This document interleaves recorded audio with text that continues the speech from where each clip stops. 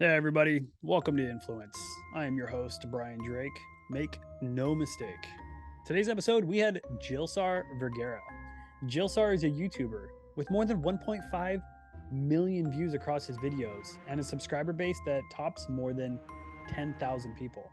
Gilsar shared with me the three most important things that he's confident YouTubers should be focusing on if they're looking to grow their channel. So if this is you, you're in for a real treat. Enjoy the show. Okay, so once again, Gilsar, welcome to Influence, sir. How you doing? I'm doing well. I'm doing well. I let the audience know a little bit of your background, but is there anything else aside from your YouTube channel? Are there hmm any other social media platforms that you're focused on that you're looking to grow?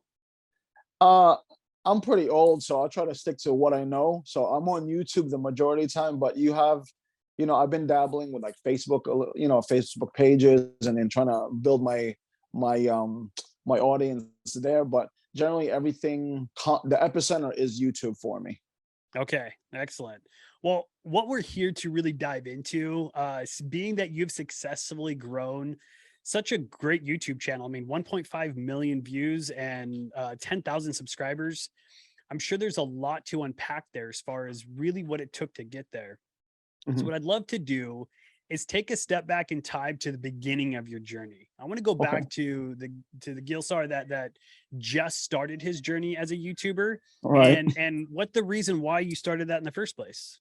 Well, actually, the first video I've ever recorded, just like any YouTuber or any content creator, it's not the best. Quality wise, audio wise, is never the best. But my wife encouraged me because the 10 days after giving my kidney to my sister, 'cause I gave my kidney to my sister, I used to competitively fight a while back in Muay Thai. And then I had quit that, started doing a regular 9 to 5 corporate job. Then it came up that my sister needed a kidney. She was in like dialysis for about a year and a half. And it just so happened that I didn't really like the way she was looking. It was headed towards a bad direction. So I decided to give my kidney, donate my kidney to my sister. And then as I was recovering, my wife was like, uh, she probably was tired of hearing me. So listen, I talk a lot. So she was like, why don't you just make a YouTube video and then just talk about your life because you have somewhat of an interesting life. So I said, fine, whatever. And then eventually it was just the first video was just about my kidney operation, about donating a kidney, the recovery process of that. And then I around that time I was moving back to the Philippines to do our business over there because we have businesses over there. And literally I got not a surge, but I got looks from regular people about what businesses do you do, because in the space of people going to the Philippines, it's usually a heavily populated expat space with like for a better term, just regular white guys going to the Philippines and doing vlogging and stuff like that, talking about the Philippines. Never have they seen a full-on Filipino American do those things. So I guess to some people it was like it was exotic. I guess I don't know it was exotic. So eventually I started exposing more about our businesses in the Philippines that my wife and I've been running for around that time. It was like 10 years already. We're going to like 20 years for some of our business now, like 18 years now.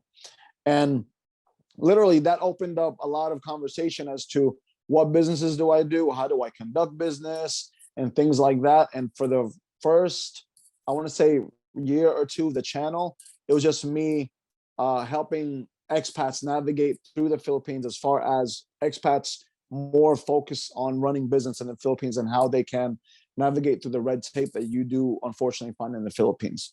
And then from there, it was just the fine tuning part.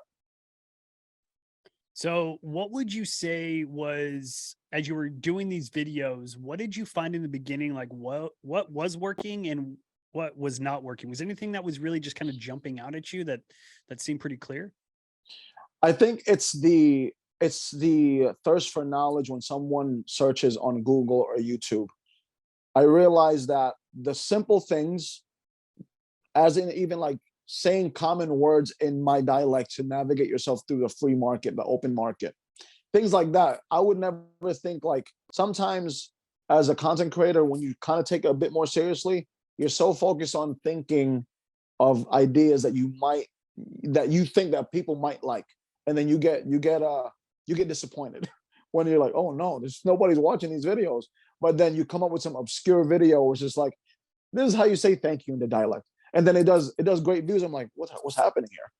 Because if you're someone who kind of takes it seriously, because YouTube, social media in general, has started to become a small business now. It never for it's the most like lowest barrier of entry business that you can get into, as far as what you want to do going forward and creating an asset for yourself. So when I started really looking at it as more of a business thing, I started realizing that, I started focusing more on my customer per se, the viewers, and I was realizing that these little things these little bits of knowledge that people want is what they pretty much want, opposed to, like, let's say for instance, it was like it could have been like some stupid video about me running around and just driving around and vlogging per se, because like vlogging, just driving around and talking about nonsense. And because in the beginning I was really just like testing things out. I was, at that point in time, Casey Neistat was a big thing for me. So, trying to replicate that situation and putting my own flavor to it. But then I realized, what, like, this is not what the people want, because I can see it through the views. I can see it through my analytics and stuff. So I was like, let me see what's consistently top 10ing on my analytics. And then eventually I found out a little something more knowledge based, like, this is what you do when you go first into this town. These are things you need to know. These are all these little tidbits of information that people want. And I kept it under 10 minutes. And because if it became too long, it sounded redundant, I guess, after a while. So I try to keep it as concise as possible. So when you said you were thinking about your audience, you found that when your audience was specifically searching for the first thing they should do in this, I believe you said village, Yeah, the or like first. village, or yeah. Okay, so it's like the first thing, and then you were there to basically say, okay, well, this is what you want. Right. These are the videos I'm going to post to capture those specifically that want to learn more about that. Pretty much, yeah. And then I realized that, as that journey unfolded for me, I was in the Philippines, so I can better illustrate things to do and how to take care of things. And and people, I try my best to try to keep my personal life and my business life out. I try to separate those things, because everybody needs a personal life. So I slowly try to integrate a portion of what my business life was around the channel. And and off camera, I get a lot of emails, so I can just actually speak to people more about the processes of being in that particular country, or processes of conducting business, things like that. But in the beginning, it was just literally how an American could navigate, back home and things like that. But yeah, but then eventually, me being eclectic and eccentric a little bit, I just got kind of it became boring for me, because there's only so much content you can make. And I'm not the type to consistently copy other people's content, even though to a great degree we always kind of reiterate things that you always watch. But I try my best not to be the regular Joe Schmo so I started doing, like, reviews for, like, health and wealth reviews, things that you can do better in the Philippines to take care of yourself health wise. I integrated, like, the teas that I drink, products that I use for business that help me in business, and how I took care of how I maintained certain businesses, like my dog breeding business and things like that. So, in essence, I try my best to monetize portions of my life that I knew that will drive me towards some type of consistency. And it kind of like I always strive for, like, evergreen content, because at the end of the day, I want these videos to live on after me. And if somebody watches it 10 years later, it'll still be like, oh, okay, that's applicable for today's time. So I'm curious, when you were going through the process and just posting these like vlog type videos, and then you decided to start posting review videos to kind of Mhm. bring awareness to some health and wellness options to the Philippines area, what was going around at that time that you're like, you know what, I should really start focusing on doing this? Because honestly, the affiliate marketing money was starting to come in, and I was like, whoa, this is starting to really look like something that I can actually scale, and actually, wow, like this is because what happened is back then, before the 1,000, or was that the 1,000 subscribers and 4,000 hours of watch time, I came into it when it was just like 1,000 subscribers and you can monetize. So I came in at a time where it was a good time to, like, once I got cleared for monetization, I realized that the videos of just me walking and talking around weren't performing as well as the videos of me reviewing things amongst my life. Like I was doing reviews on like motorcycle boots and motorcycle gear I was using in the Philippines. And I started realizing, man, this thing is tracking a lot of views and it's coming in with little money. So, and the crazy thing was, I had an issue in the Philippines of lining up my bank account. So I didn't see the first check until I came back to America. And I was like, wow, like this is like for me around that time, it's like wow, $500. This is like astonishing. Like, you're telling me, like, if I just talk about this stuff, I get a little money. So someone who's like me, like, you know what, let me see if I can refine it and get to that, get some traction as far as, I can still do the vlogs and stuff like that, because like a lot of people who actually take, content creation seriously, you have two options. Like, I don't want to get too heavy into like the CPM and all that stuff, but you have people that are, like the Jake Pauls and all those big guys. Everything's based on volume. I mean, outside of like ads and sponsors and all that mess, just looking at YouTube, they make massive amounts of numbers because they have massive amounts of volume. But someone who's like someone who's like small, like me, like micro or nano influencer like that, you can still track for good money based on what you speak about, because it all depends on who's putting ads in front of your video. So I was like, you know what? Let me start doing reviews on health, because health is a very big thing, business. And I started realizing that over time, these small little videos, even as small channel like mine, they were still making me good income. I was like, you know what? Let me just follow through and just constantly refine this process. Man, that was excellent. Thank you so much for sharing. Here's my next question to you. Mhm. I'd like to go around to the moment that a video really took off, or that you saw a video really start to jump up in views. And I'd like to ask you about what that video was and why did you think that it performed or started performing so well? Oh, I can tell you right now, like what took me from like 200 subscribers to like 1,500 subscribers in a week. I think Oh, okay. a week, or it was like a week or maybe 2 weeks, cracking 2 weeks. Okay. So how did you jump from 100 to 2,000 in a week? 2 weeks. It was a contentious video about a foreigner, a white guy who was living in the Philippines, who had a very bad mindset. He was talking about trash, especially he was in my hometown. So I made a video going point for point as to why he's wrong. But because a local Filipino, is very hard to fight that, because, one, with the accent, the point of view that, I'm straddling America and the Philippines. My foot is in both countries. I'm a dual citizen. So I spoke about it.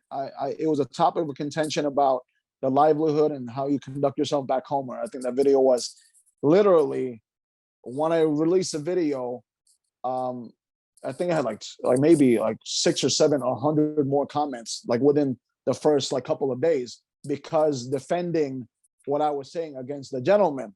So that put more eyes on the channel.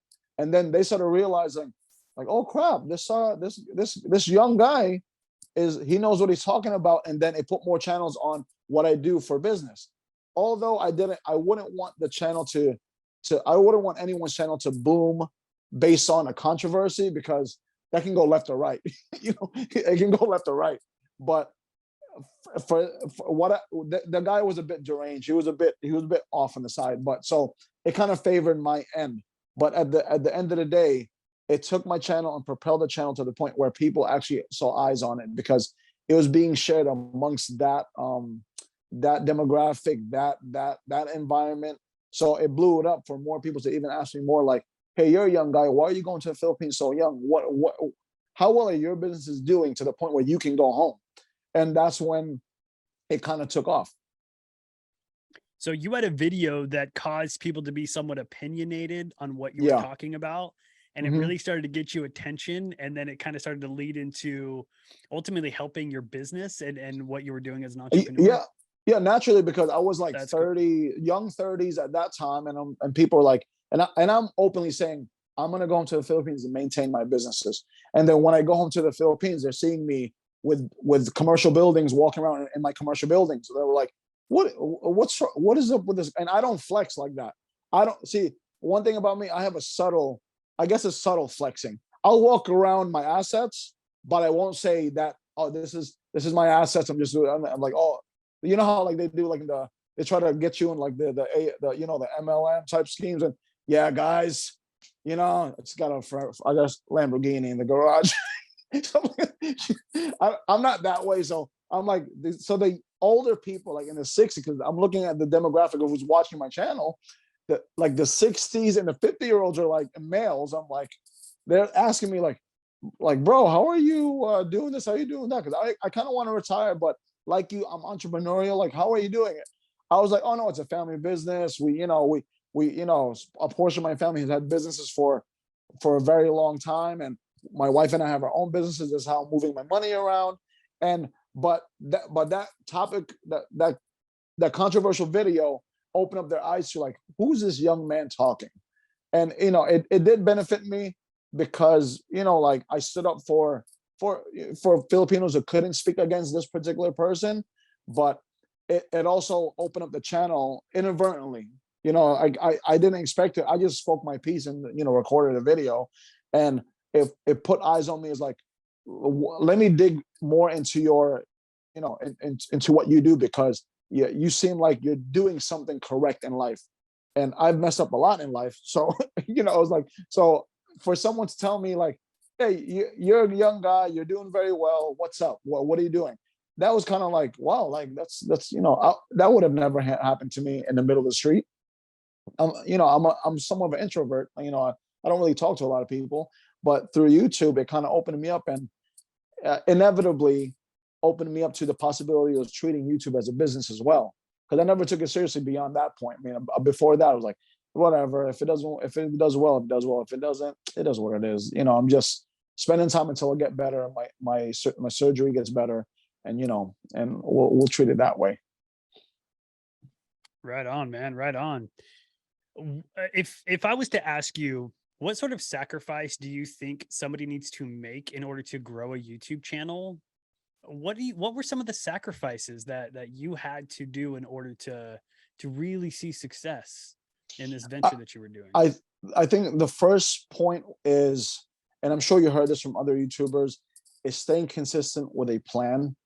As in, like, I realized, and I A and B tested myself. I'm like, if I make one video a week, what does that give me? If I make 3 videos a week, what does that give me? So I found out making the 3 videos a week, 2 to 3 videos a week, constantly made me relevant to my demographic, to my audience. So I'm the last thing on their brain. So doing that and staying consistent, as in making those videos, not finding any excuses to like, I'll make it next week, whatever. Even like this, like sometimes maybe you go through this. You don't feel like making the video, but you got to put a smile on the channel. You got to put a smile on the channel, because at the end of the day, when you treat it like it's your livelihood, and this is a potential income stream, maybe not the way out for someone like me, because I don't know if I'll ever be like the million subscriber thing, whatever, but it has become an income stream for myself. So I took it as that. I took it that seriously. Like, you know what? This is just a job that I actually like. I actually like reviewing things. I actually like talking about this. I don't know where it's going to go to, but I'm just speaking my mind. And I just sticking to my consistent plan, or whatever plan you guys, anyone has. And then actually investing within yourself, understanding your analytics, understanding your audience, understanding your video quality, understanding your audio quality, under doing the legwork of getting good angles, getting great production, because production value. Because at the end of the day, people are very judgmental to a good degree. When they look at you like this, what the hell is this guy? Like, am I going to take this guy seriously? But when you invest in yourself, as into, I got to get the, the Van Gogh effect. I have, when you get to that level of thinking through, even before even speaking, like, I got to get the background right. I got to get the lighting right. I got to get this right. Now you have an actual production. Now you actually have, it's literally a small little studio in your brain, because now you're Steven Spielberg at this point, and that's how serious you have to be if you really want to make even a little money. Because, like I said, people are a bit judgmental. Like, especially if you're talking about business. If you're talking about business and you're in a closet, I don't know if anyone's going to listen to you. So unless you got the magic pill, I don't know. But but if you're talking about like something a bit more serious, especially for the demographic that you're seeking, people, aesthetics is a lot. Aesthetics plays a role into that, because you can be the most knowledgeable person in the world, but the production's not good, the audio is not good. And I think that's one thing that any content creator has to take seriously. They have to, even if you don't want to buy the Rode mics, the Shure mics, the Sennheisers, and the bigger brands, get the best what your money can purchase, and then treat it as a business. Because the only way you will ever kind of I guess in my brain do well is, can I recoup my investment on this? Because now you're going to be tracking in your brain, how much can I recoup from this investment, from this new camera, from this things like that. I see. You touched on something important, and that was, it was really, we were talking about character, and what you had said was that there are days that you just didn't want to, you couldn't, couldn't put a smile on, just didn't want to do it, but you just kept doing it anyway. And from a character standpoint, it takes that sort of character to push yourself, even if you don't want to do it, to just kind of continue moving forward. And go ahead. I was going to say, and then you shifted over to the skills, and you were talking about things that you had to learn in order to get people to take your channel more seriously, and for you to really kind of treat this as a business. So here's my question to you. If you were to, knowing all the skills that you learned in your development from day one all the way to your content creation today, if you had to recommend one skill that a YouTuber needs to focus on to grow their channel, what should they be focusing on? Building charisma. It's the people skill that you need, and it's hard because you're talking to a camera. You got to really see that's your crush. That's the most beautiful person you ever seen that you're talking to in that lens, that you want to appeal to. Like that's building up because, like I said, I don't know if you've been through college. I went to college, never graduated, but I went to college. But like, there's a difference between having a great educator, where you're fully, everything they're saying, they could be saying a lot of trash, but just the charisma, the energy, you're fully involved in the class, because that person has struck something inside of you to want to even pique your ears and be like, wow, like he's saying something of great magnitude, versus a guy just sitting there, collecting a paycheck, talking about the lesson and just going through the lesson until the bell rings or the time is up. There's a very big difference, because the guy that's talking about with all that charisma might not even know what the hell he's talking about, but the performance, the energy they place into it, it's so believable. Whether it's whether, I don't know where you sit on that. You got to be a politician, pretty much, right? You got to be a politician, pretty much, and that's what brings out the people to be like, man, this guy's energy. I like. There's people who watch me who do tell me, man, I love the energy. It's usually one of the first things they tell me.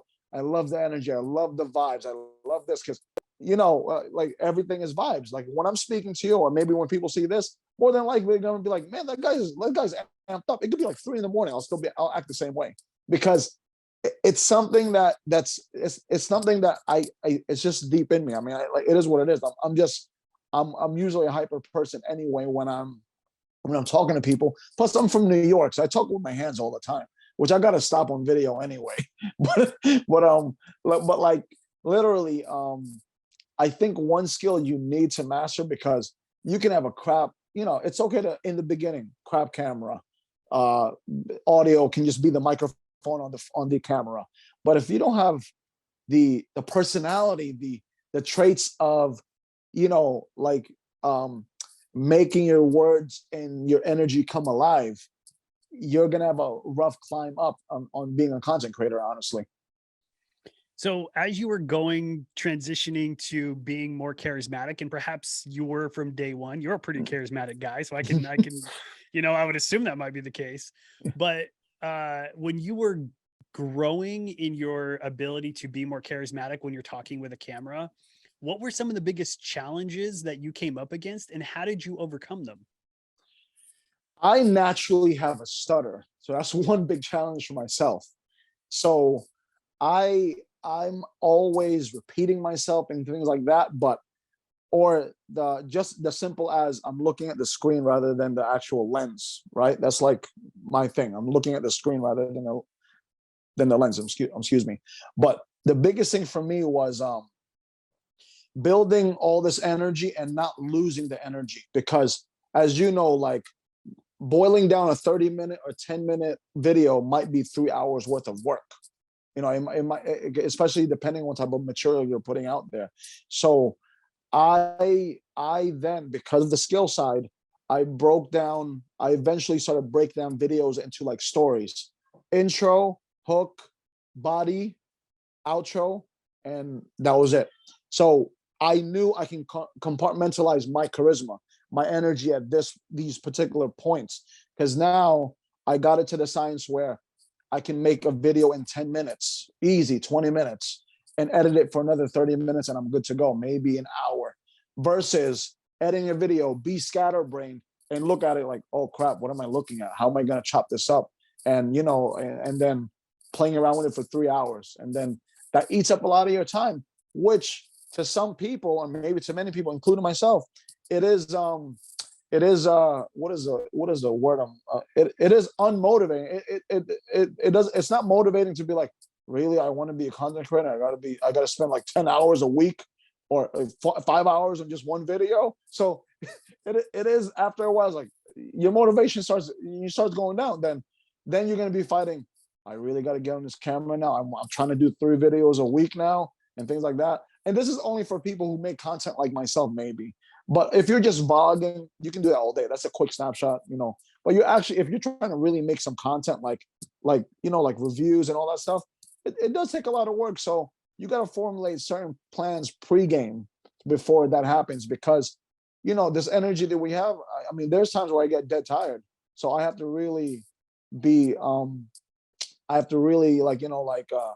I guess section off certain parts of my time, because that's the only way I can do like 2 or 3 videos in one day sometimes.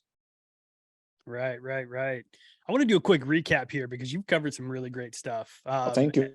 The first thing that you were talking about when you first started your channel was that you had a specific thing that you knew that you were teaching to an audience, or that you knew the audience was searching for, and you kind of found that through trial and error. It was like, oh, they actually start, they like this, and so I'm going to do this. The other thing you talked about, which was character, and that was just consistency. And it's almost like, and you touched on this right at the very end, but it's almost like coming up with a plan to what you're going to do if you lose motivation, because not everybody stays motivated. Oh yeah. Not everybody stays disciplined. It's like, what is your plan? And if you don't have a plan, you got to keep doing it anyway. Yeah. Right. If you get a video of 1 view, 10 dislikes, or when they show dislikes, right, don't get hurt by it. You keep it moving. Right. The last thing you talked about was charisma, and that was the importance when you're showing up on camera and you're speaking to a lens. It's speaking with your personality and your character, and not assuming that just because of what you're saying is good, you always have to really make it come to life. I thought that was great. Yeah, that was some good stuff. So what's the future of your YouTube channel? Like, if you were to continue to see it growing or continue posting, what's the future vision of your YouTube channel? I'm focusing now, because there's been many iterations and many testing and many A/B testing for YouTube channels, and I don't think it's gonna grow slowly because I'm a variety channel. It's not like right on one niche or anything like that, but definitely just conducting business in the Philippines, business ideas you can do in a market of, I only got $1,000. What do I do? Right? Because and constantly doing reviews for like tech, a little bit of tech, anything tech that helps other entrepreneurs or regular people, but specifically towards entrepreneurs. Um, and doing health reviews because I really believe that health is your wealth. If you don't have that, I've been athletic most of my life. I have gained a few pounds, as my wife will let you know all the time. So so but like literally just having that, just driving a really good mindset when you're doing anything, but more business specific because like entrepreneurs, it's being an entrepreneur, as you know, it's not easy. Sometimes you're your only cheerleader sometimes.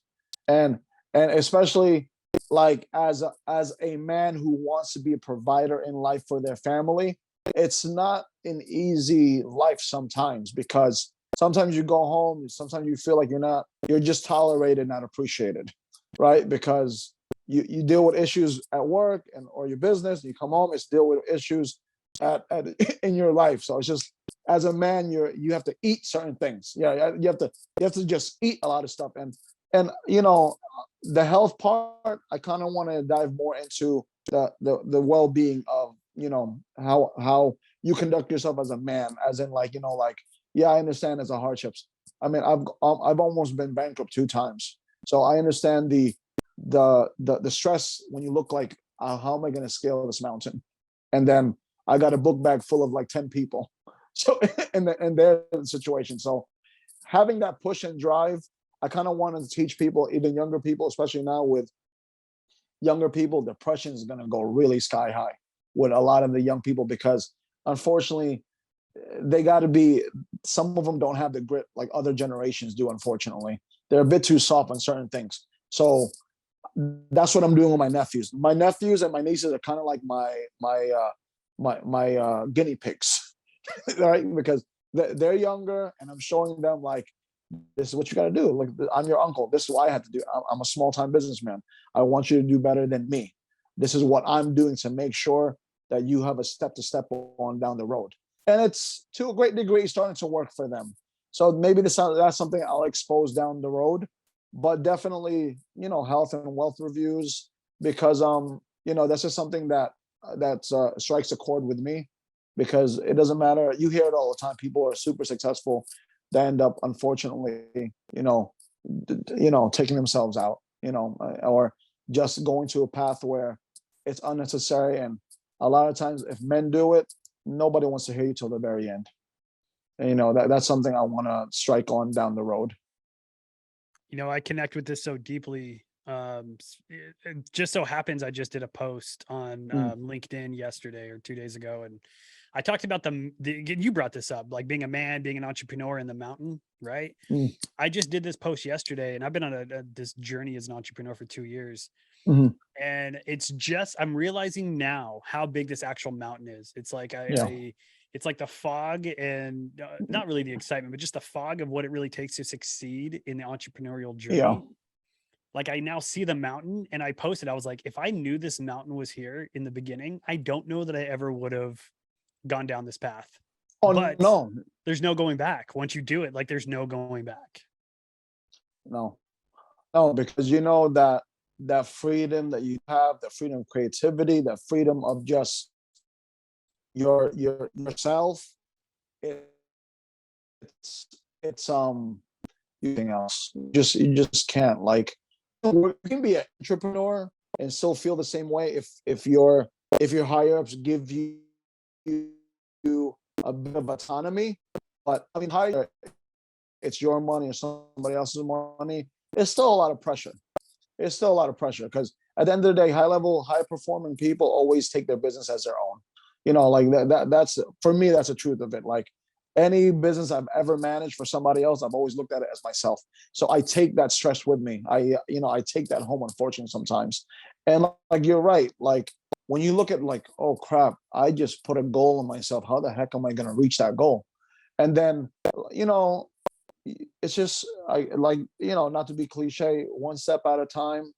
But sometimes there's divots, so you have to go a little bit right to go left, and then it's it's not a clear cut journey for everybody, because sometimes you have to go to the valley that leads into the puddle of mud that leads into some old lava, you know. And then I was like, oh no, how am I going to cross this 1,000 foot deep ocean, and I don't have a boat, you know. And then it's backtracking to go to the forest, you know, cut that stuff up, make a, you know, it's a journey of, you know, trying to make it for yourself. And whether that's with a company or without a company, or I mean with your own company, it's not an easy task when you're trying to build a foundation for yourself, especially if you're trying to really make a difference, because anybody can be complacent. A lot of people got very complacent, but when you actually put goals on yourself and you hold yourself accountable, especially God forbid you tell people, watch me in the next year or so, it's just it's not an easy task to outwardly say,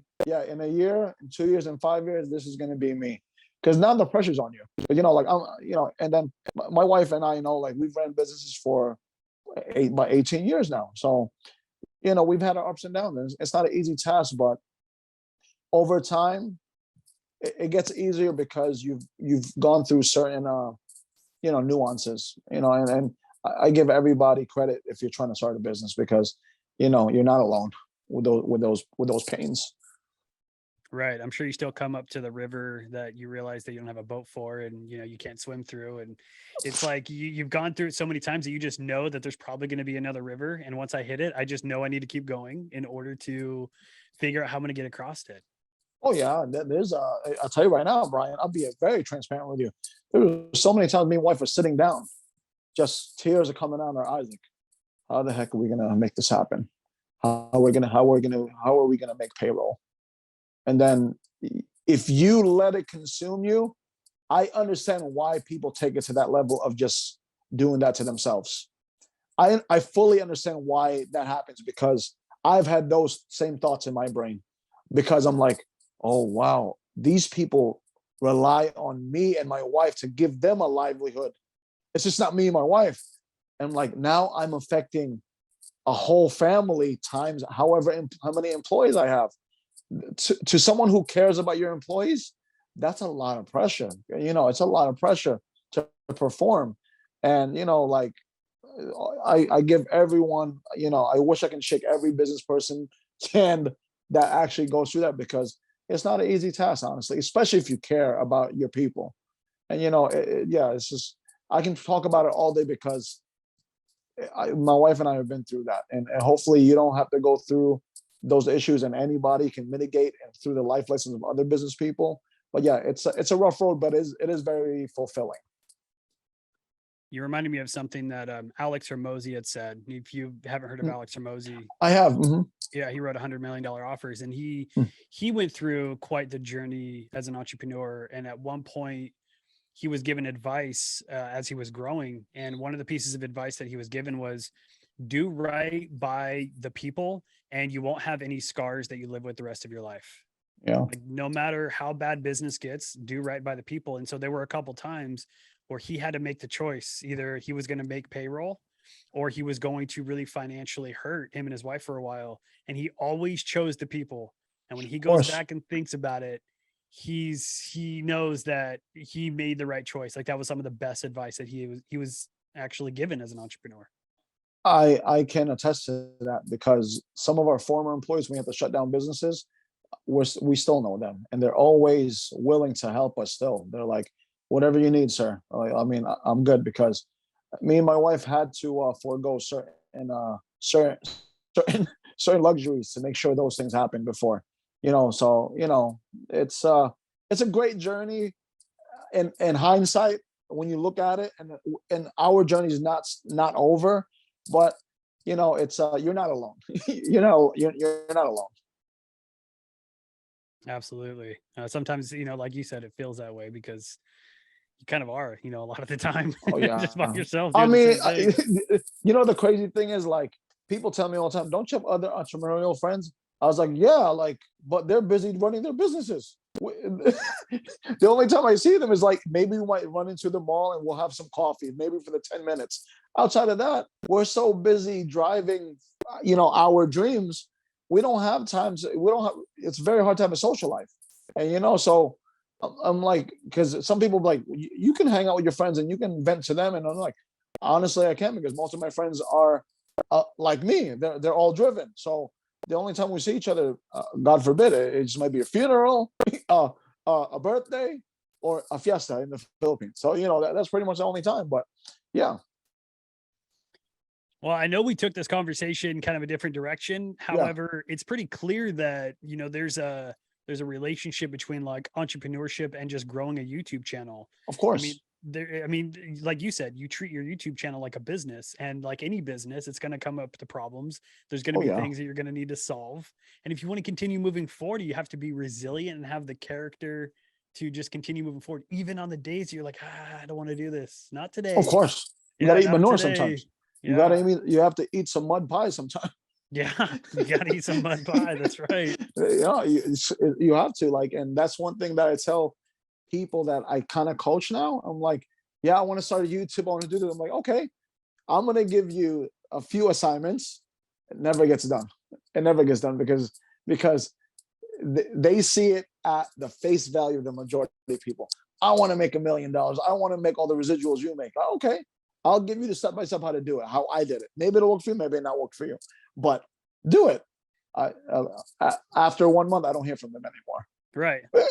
So they're like, well, yeah, maybe I can figure out a different way and spend the next 6 months doing something different. When if they spent the last 6 months doing what you told them to do, they would probably have a pretty decent. I'm telling you because you should know, like you probably know, like you don't get any results on YouTube until like 6 months out. Right. It's really delayed gratification. Like I spent all this time making this video, editing it, and I only have 10 views in a week. Or 10. So I'm like, no, it's really like it really shows you, going back to business, it really shows you what a real business is. Like as in like, coming into work on time, all the time, consistently, doing a trade consistently over time, mastering that skill over time. And then, okay, now you understand the skill. How can I scale this? How can I grow it to the point where I can have it run autonomously? And that's what everyone's gearing for, to have that residual income on the back end come to finance more of that dream. I mean, that's my dream, like, make enough income off the channel where it can finance a new camera, it can finance a trip, it can finance a new studio and things like that. So, but just like with any business, any brick and mortar business takes time. Right. It's one of those like, no, nobody wants to hear that. Like, no, I No, want this done in a month. Like no, give yeah. me that secret sauce that's gonna get me this, the great following in a month, you, which you doesn't exist. you hit it on the nail, because yeah, people do say, just give me what you do and I'll do it. I'm like, okay. And then they're like, is it that simple? Like, yeah, on paper it's simple. Sure. It literally on paper is simple, but can you do it? Are you willing to do it week in, week out? Yeah. Yeah. And I'm telling, they're like, I just don't, and I try to hold them accountable. Like, have you made a video? I just didn't feel like it. I just didn't do this. And then after that, I just don't invest any more time into it, because I'm not going to force you to do something you don't want to do. And yeah, some like going back to like getting on this camera and putting a smile on and actually doing it, because that's what we do when you have a regular 9 to 5. The majority of people don't like going to their 9 to 5s, honestly. Excuse me.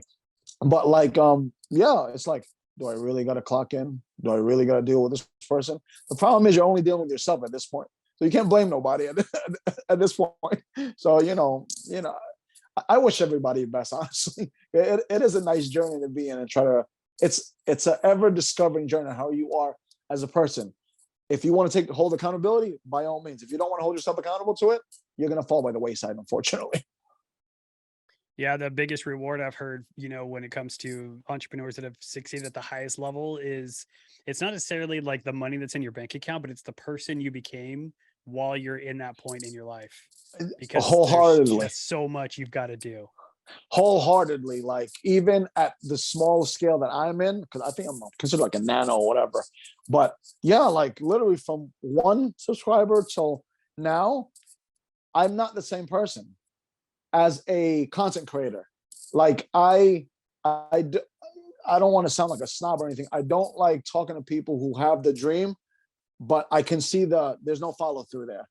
You know what I'm saying? I don't like, I don't want to like, I'm at this point, like I don't really want to invest that time unless I really see that spark in that person anymore, because I know it's not an easy life. I mean, but I mean, if you're into like doing pranks in a Target and stuff like that, maybe that's your thing. You'll just build it up on views, or interview girls at the bars, or I don't know. But that's just not me. So I knew what the challenges are as to creating a business type or vlog type channel. Like, for me, I look at Graham Stephan and his situation. I'm like, man, that guy's a whole heap of knowledge.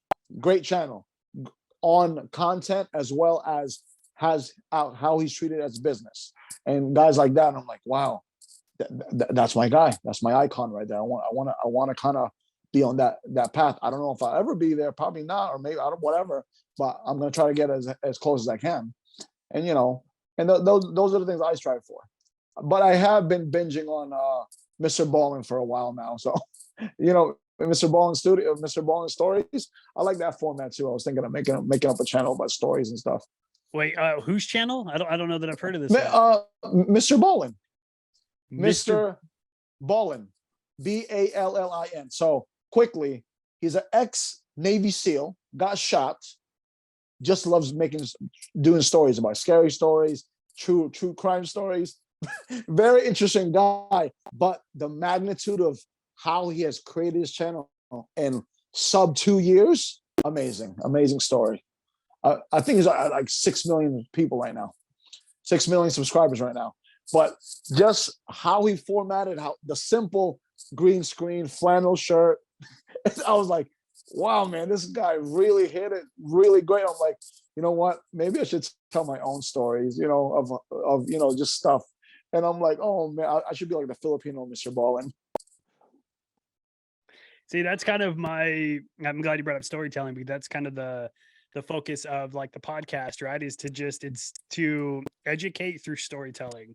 And, Yeah. Once it's through a story and going through someone's actual experiences, that kind of stuff, for some reason in the human brain, it just sticks, and you become memorable, and the lessons you learn during a certain time in your life become memorable.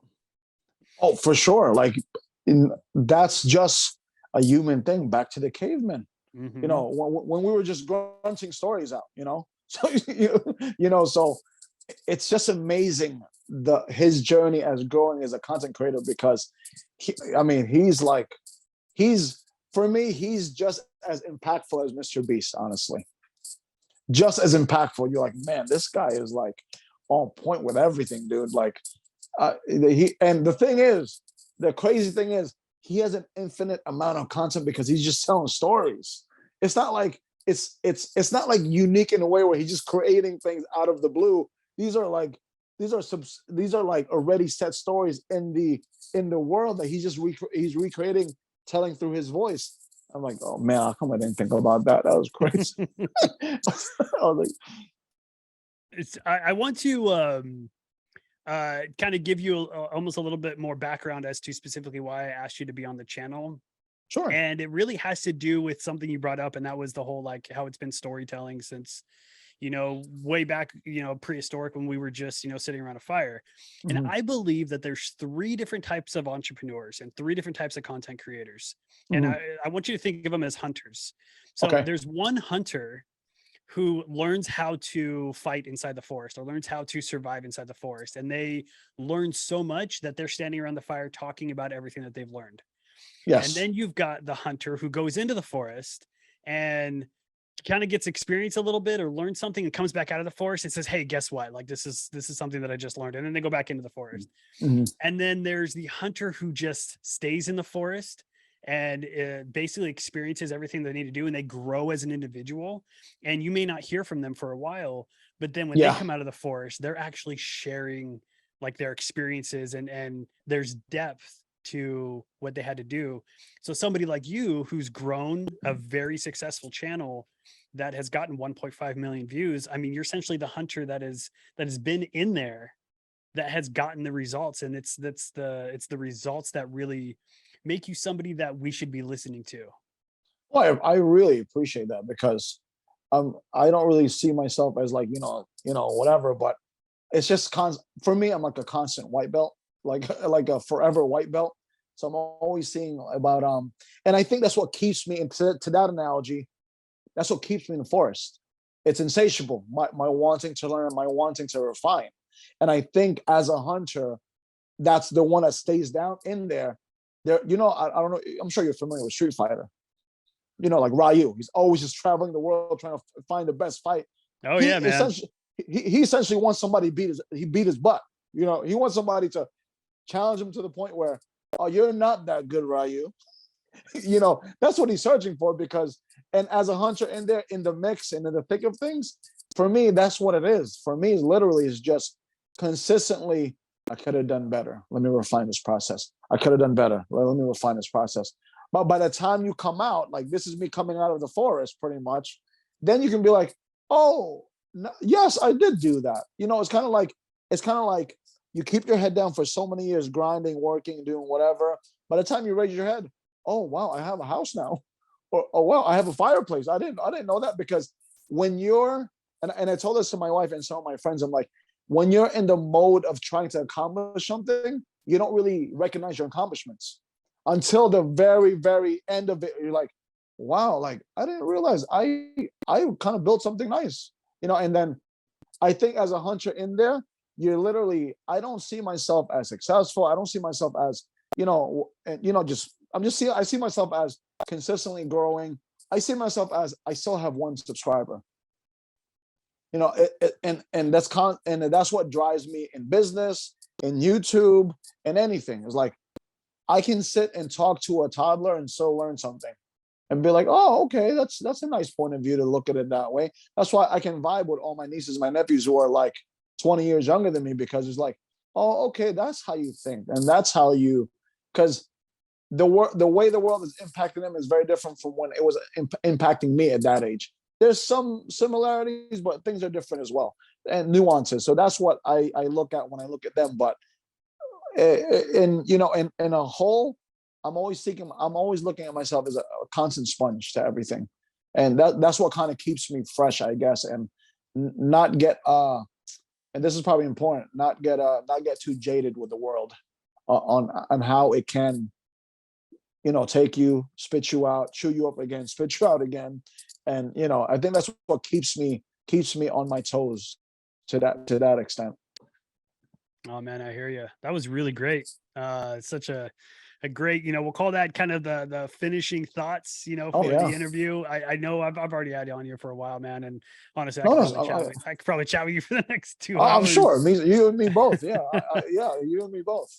So do you, for the businesses that you have, knowing the audience, influencers, YouTubers, people that want to grow, is there anything that you do for a business that you actually help, any sort of program or anything that you take people on to help them out?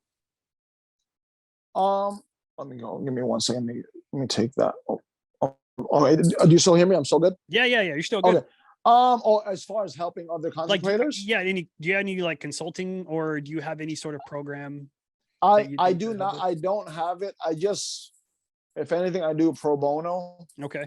Because at the end of the day, I'm still uncomfortable with myself as far as my skill set. Even though somebody can look at me and be like, "Wow, you know what it is. Let me know. Give me the skills. Give me the tools." I haven't gotten to the point where it's probably not a good business tactic. Gotcha. For me not to release that information. But I just do a pro bono if somebody really wants to do it, because at the end of the day, you make it. It's going to be on your own effort. I just coach you a little bit, because it's just, I mean, eventually I kind of want to monetize that portion of it, but ethically, I don't think I'm there yet. You know what I'm saying? Gotcha. To pitch something and be like, yeah, just do this and $49.99, you're good to go. I don't feel I'm there. But if I were to be a part of a community of people, like, this is what I'm doing right now. You want to ask me some questions? I'm more than happy to help you, because, like, like any of these things that content creator wise, everything can be found on the internet.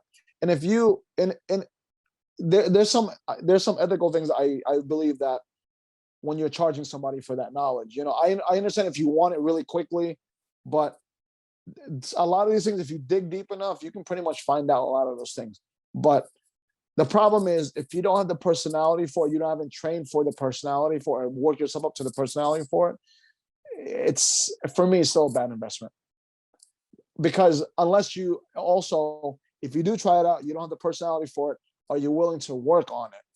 Actually look into yourself and be like, and not be offended by, because usually everybody asks their friends and their family to subscribe to the channel. So if somebody goes, yeah, okay, whatever, comment on my channel, give me a like or whatever. But, like, are you willing to eat the criticism and work on yourself? Because I don't care how many courses you purchase. If you don't want to do that for yourself, you're just probably wasting money on, unfortunately. Right. Oh man, I hear you. So if anybody wants to follow you or ask you questions, can you remind everybody the name of your YouTube channel and then where else they may be able to find you? It's Dumalife, and then it's short for the island I come from, Dumaguete, but it also has a double meaning. It's do my life, so do my life. And then you can catch me at real Dumalife at gmail.com, realdomalife@gmail.com. If they want to reach out to me, I will try my best to reach out back to them, because, unfortunately, I do get like more than 30 or 40 emails concerning about, like, this things. Sure. So, I'll try to hit them back as best as I can. But yeah, like, that's literally, I'm more than happy to help people.